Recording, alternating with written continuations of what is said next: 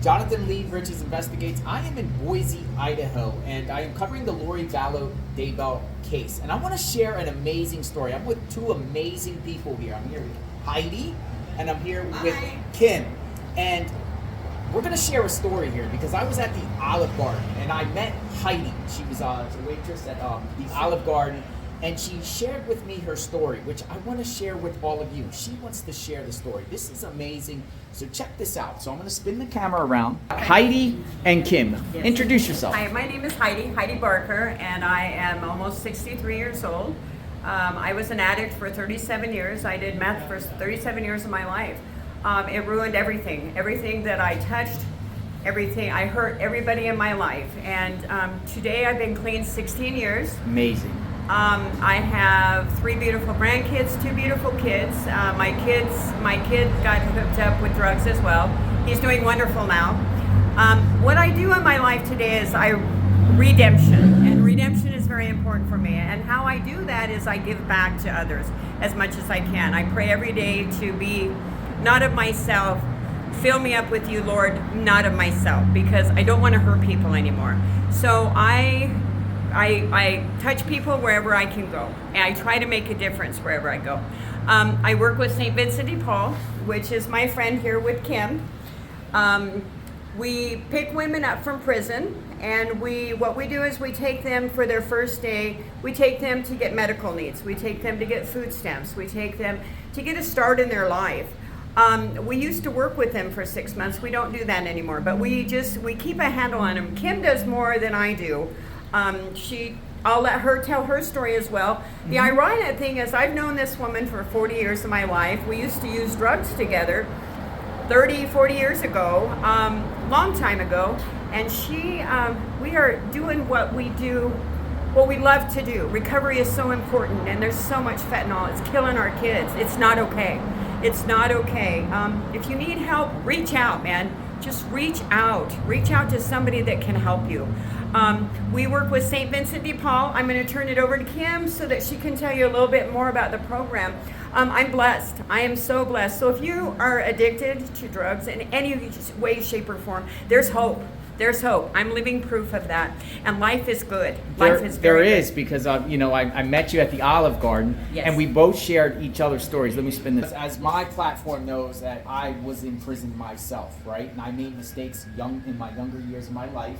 And there's always hope, and there's always way you can redeem yourself. Yes. There's this country has opportunities there. For me, it was like I had to adjust coming out of prison, right. And I instantly surrounded myself with positive people, stayed off drugs and alcohol, believed in God, and worked hard. And the results for me is coming through. My hard work is coming through, and it inspires me to continue. But I love hearing stories like yours, because you were in the same situation, in prison, drugs, and now you're working hard, and you're helping other people that are in prison get out and get them on their feet. And Kim, we're gonna talk. Yes. Tell me about yourself. Okay, my name's Kim. I am 51 years old. I used drugs and alcohol for 33 years of my life. At the age of 45, I finally got sober. I was given my first felony then, and the judge was going to send me to prison. And while incarcerated in the jail, I heard about a program called Drug Court, and I decided that I wanted to try the Drug Court thing. And I heard it was a really hard program. It absolutely is a really hard program. However, it did save my life. I was in that program for 23 months, 7 days, and in July I'll have 6 years of sobriety. Yay! And Congratulations! I have 2 grandchildren, Yes. 3 children. Yes. My grandchildren will be 7 and 9, and I have a relationship with them today that I'm not allowed to have while I was using drugs and alcohol. And today I have healthy relationships. I have people in my life. I've God in my life. I have Alcoholics Anonymous in my life, and I have. I mean, everybody's path is different. For me, Alcoholics Anonymous and Drug Court helped immensely, and I have family that's gone to prison. My brothers have all been afflicted with addiction. I have 4 brothers. One of them is not, but 3 of them are. And So they've been in and out of prison also. Luckily, I never had to go into prison. I've done lots of jail time, but I was approached about being a recovery coach, and Heidi and I, that's how we reconnected after the last time we saw each other was using together, and then we see each other again, and now we're recovery coaches together. So it's a pretty cool turn of events. And we started working for St. Vincent de Paul as recovery coaches, and then under a certain grant, and now that grant went away, another one came into play. Heidi went her way for a little while, and I continued on with a different grant, and it's called the MAT program, which stands for Medicated Assisted Treatment. That is for people, and so people think that just because you do like some prison time, you come out and you're fixed because you haven't done the drugs in 1, 2, 3, 4 years. Well, that's not really the way addiction works. Addiction is just waiting for your life to get stressful enough again for it to come back with a vengeance. And so what we do is these women getting out, I'm their support person, because a lot of them don't have support because their families have pretty much said, we don't have anything to do with you until you get your life together. And so I am the support person, Heidi is the support person. We take these women around, we get them to the doctor to get on the medicated assisted treatment. We get them food, we get them food stamps, we get them vouchers, we take them and get them some clothes and some laundry. We just help them with like the necessities that most of these people don't have getting out of prison. And most people probably don't even think about the fact that these women get out, they have no clothes that fit them. They're going into into what is it called? Transitional housing. And transitional housings don't supply you with anything. No. You've got to figure out how to get your own bedding. That's it. You got to figure out how to get your own toilet paper. You got to figure out how to get your own hygiene. You got to figure out all of these things. Yeah. And most of these people don't have that. They don't have that stuff coming out. They don't have, because they don't have any support. And like you said, a lot of people in the public have no idea that people struggle when they get out to get on their feet. They don't have a car. They have nothing. They don't have a car. How are they supposed to look? They don't have a phone. How are they supposed to look for a job? They don't have a phone or a car. So we get them phones these as houses well. and Phones these as yeah well. we get Phones them as well. phones as Yep. well. Yep. These 3 houses months don't free. have internet or a computer for them to get online, and so they've got to figure out a way to get to the library. And we give them bus passes, and I give them rides, and Heidi gives them rides. Job coaches too. Job coaching, and so we help them facilitate and like figure out all the things they need to figure out, because it's so overwhelming. Like some of these women and men get out of prison. My brother went to prison for 5 years. Cell phones were still flip phones, and then he gets out and he sees this phone that's like, Does not know what to do. he's like, with what it. the heck is this Foreign. thing? What is this thing? I've never seen anything Very like foreign. this. Yes. And yes, they don't yes. even know how to use a phone. Well, Practically, and not some of only it. that too, I want to kind of emphasize too that a lot of these kids that are going to prison, their families are addicted. Their mom is, or their dad, they have addiction issues So as they well. have to stay away So from they have nothing. So to set boundaries too. So that's where we can help too, to help them set boundaries. So they don't have a family to go to. And it's not okay. We need more funding for this. And I wanted to also emphasize my granddaughter right now is in rehab. And it makes me sad because we looked around for help for her, and the help in Idaho, there is not a lot of help in Idaho for any kind of rehabs. They have prison. My son was not able to go to rehab. I finally got him a bed. He went to prison for 10 years.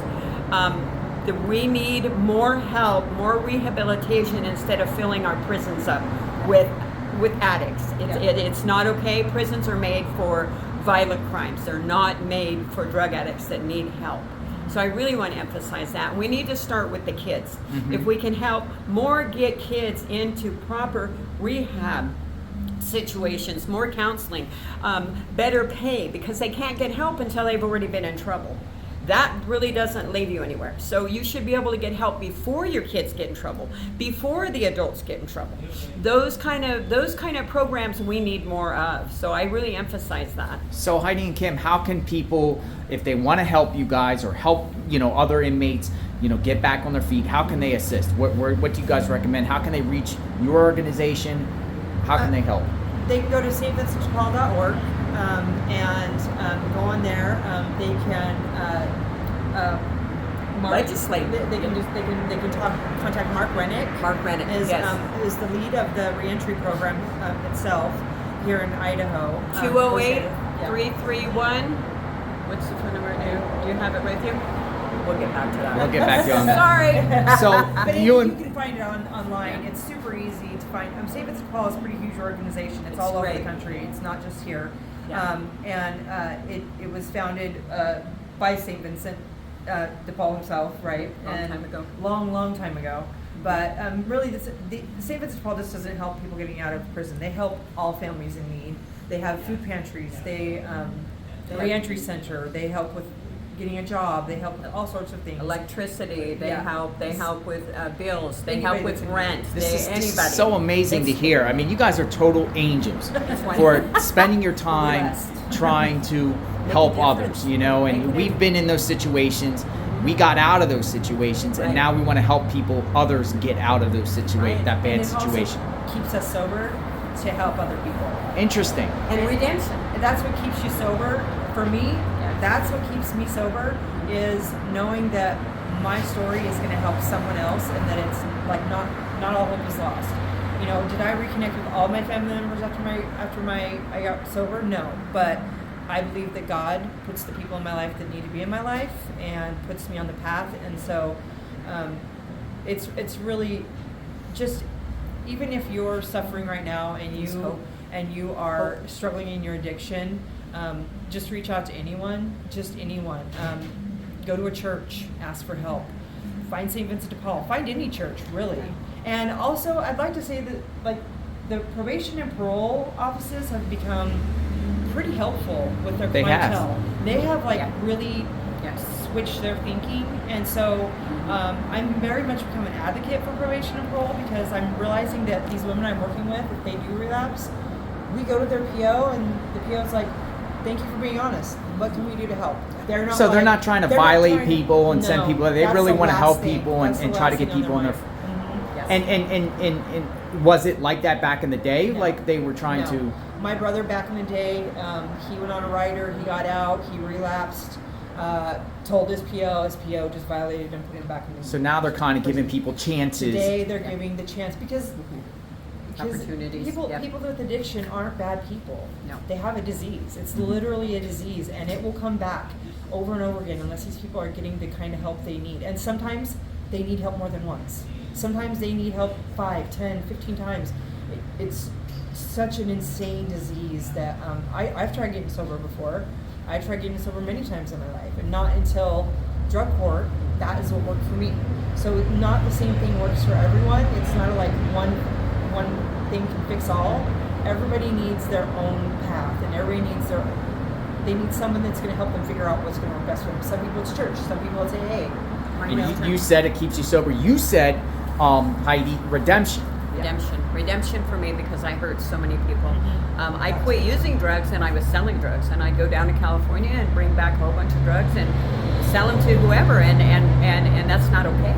I hurt a lot of people, not only my family, my kids, people I don't even know, other people's families. So that's what keeps me redemption today. I want to give back, and the more I can give back and be the best person I can be, then the more that keeps me sober, that keeps me sane, and I'm giving back, because it's not okay. What I did was not okay. So to be the best person I can be and to help others is what keeps me And she going. does that above and beyond. Just I'm sure you Olive do. Garden. You were so friendly when I met you at the Olive Garden. Now let me spin this camera around. When you say redemption and you say it keeps you sober, it's kind of why I cover true crime, right? Because Right. I've been through that process myself on the other side of the fence.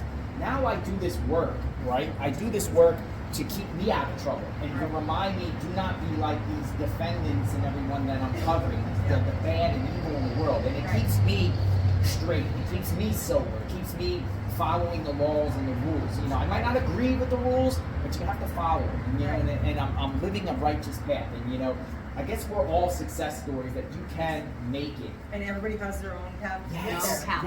Yes. Our own journey.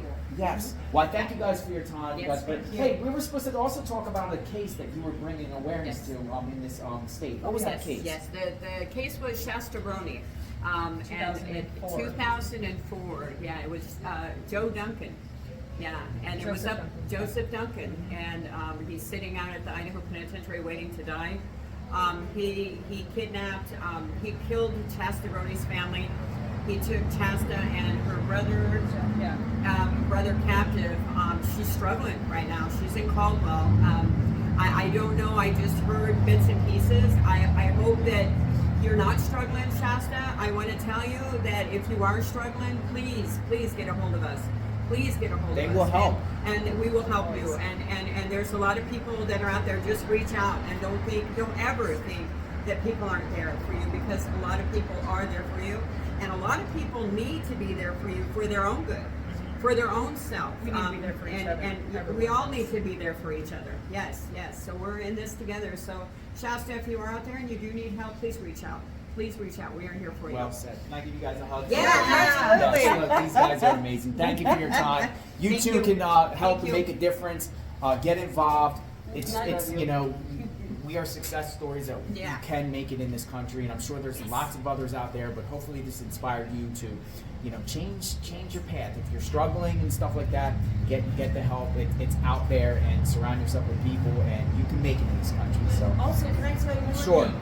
Justice Project. Look it up. It's here in Boise. A gal just came into town, and she's trying to get the laws changed for first-time offenders for drug charges that are addicts, so that they don't have to do 10 years with their first drug charge.